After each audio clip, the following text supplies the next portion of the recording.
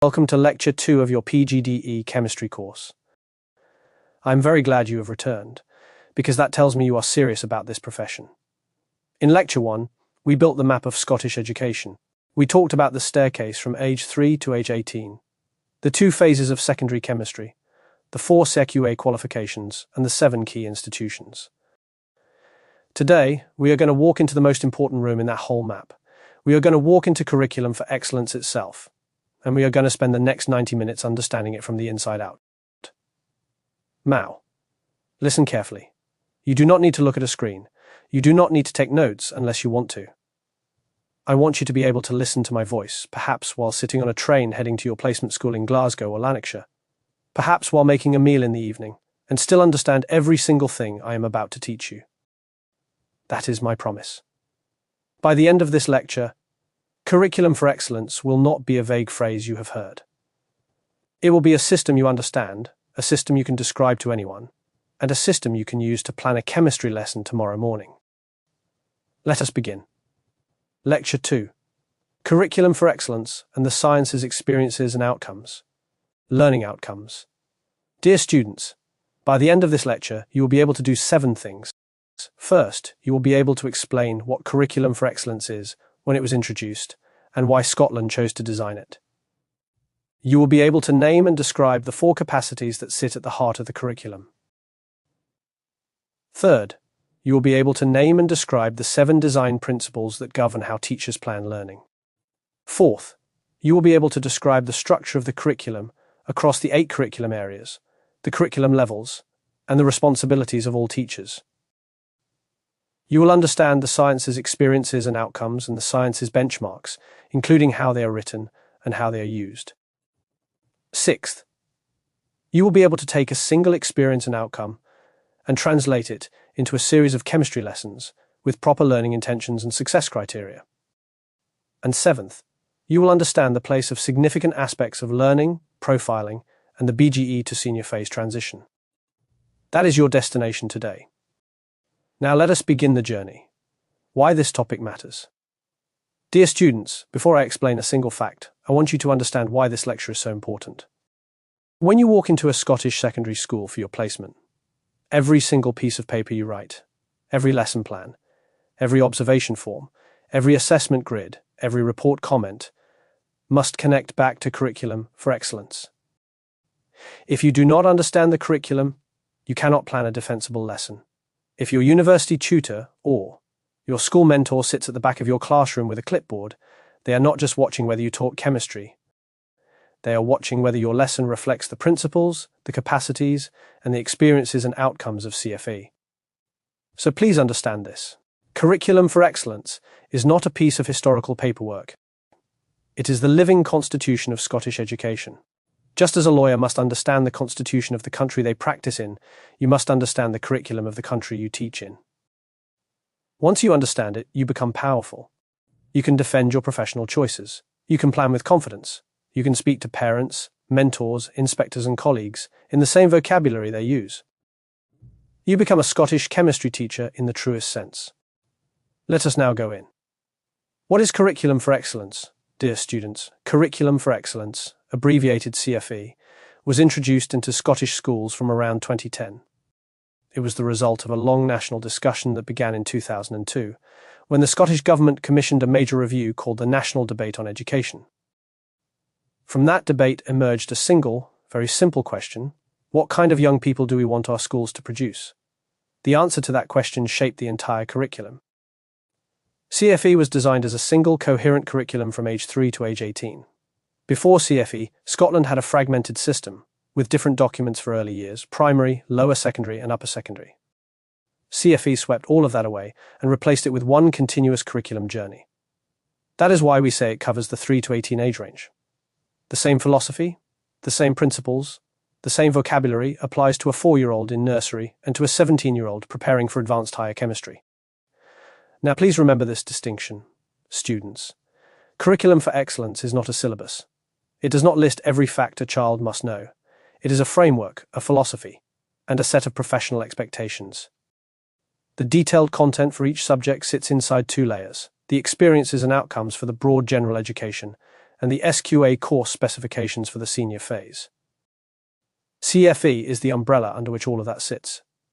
So when somebody asks you, what is Curriculum for Excellence? A confident, gold standard answer would be, Curriculum for Excellence is the Scottish National Curriculum Framework, introduced from 2010, covering all learners from age 3 to age 18.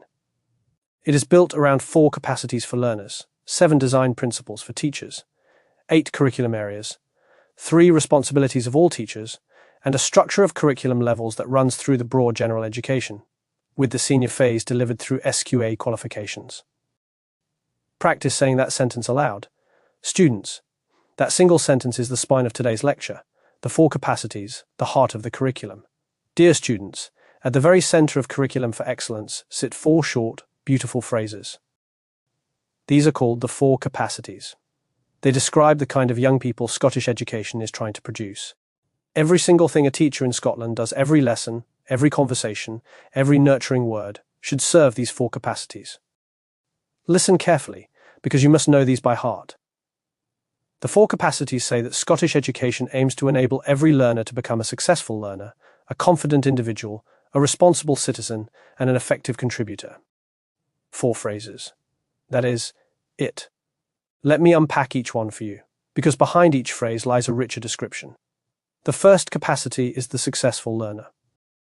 A successful learner is somebody with enthusiasm and motivation for learning, with determination to reach high standards of achievement, and with openness to new thinking and ideas.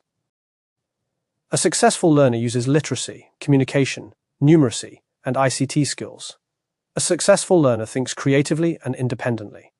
A successful learner can link different areas of learning. So, when you teach a chemistry lesson, ask yourself, am I helping my pupils become more enthusiastic, more determined, and more capable of independent thought? That is a successful learner. The second capacity is the confident individual. A confident individual has self-respect, has a sense of physical, mental, and emotional well-being, has secure values and beliefs, and has ambition. A confident individual relates to others, manages themselves, and pursues a healthy and active lifestyle.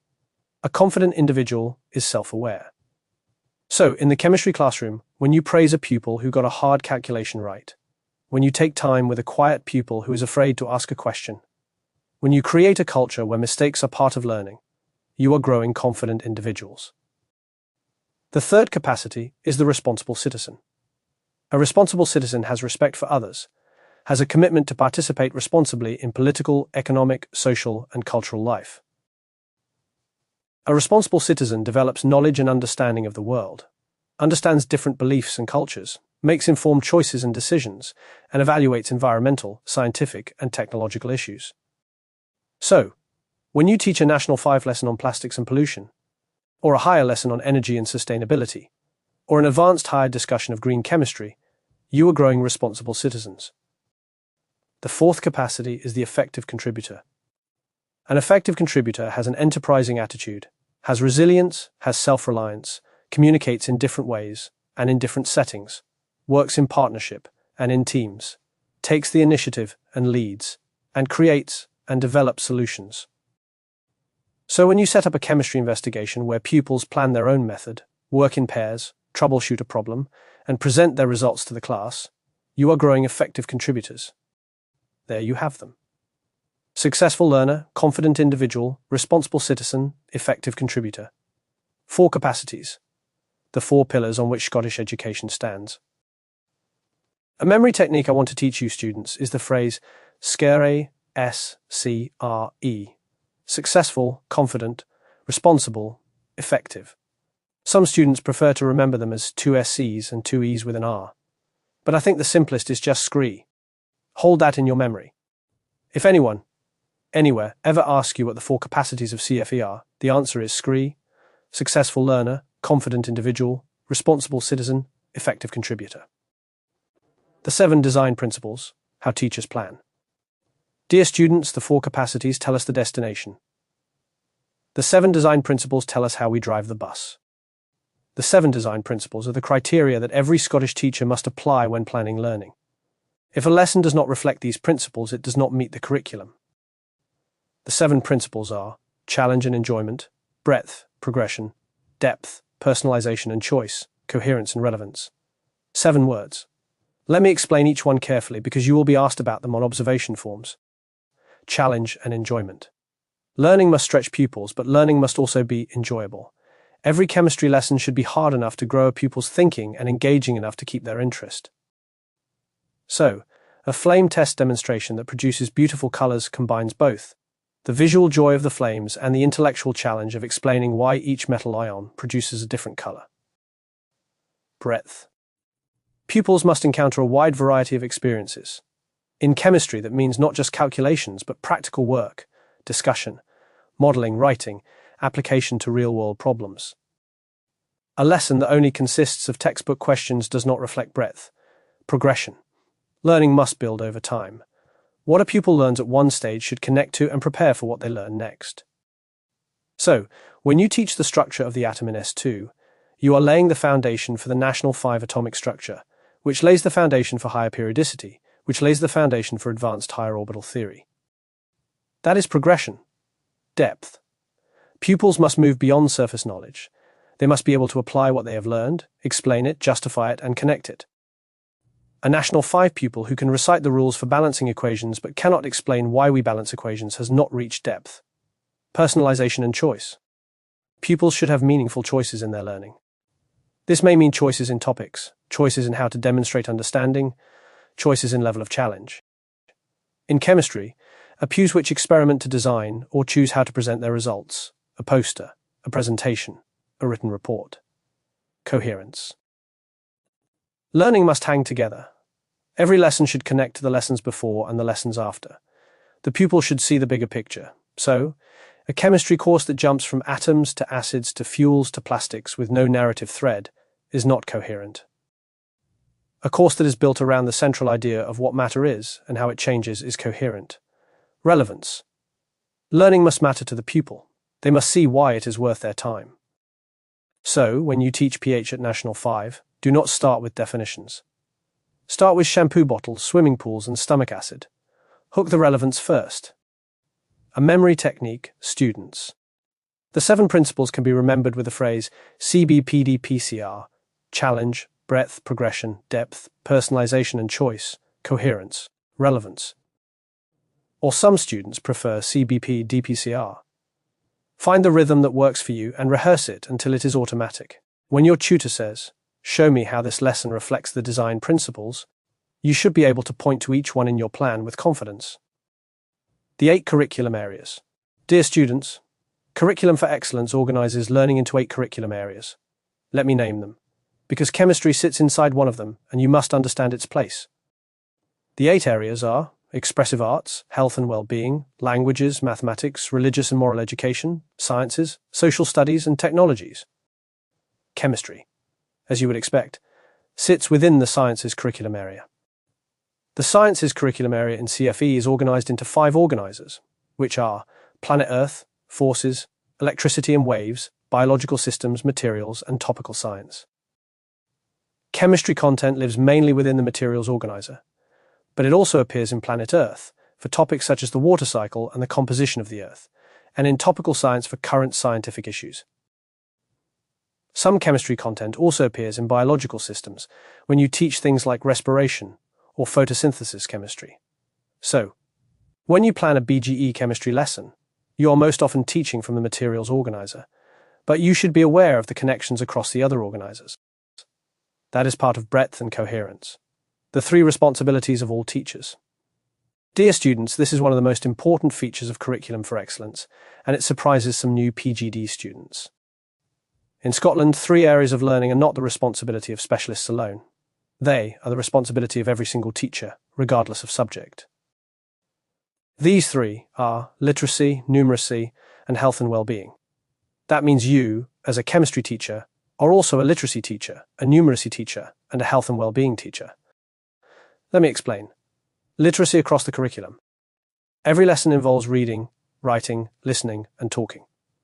When pupils read a chemistry textbook, write a conclusion to an experiment, listen to your explanation, or explain their answer to a partner, they are using literacy skills.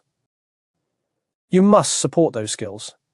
That means teaching pupils how to read chemistry text, how to write, scientific explanations.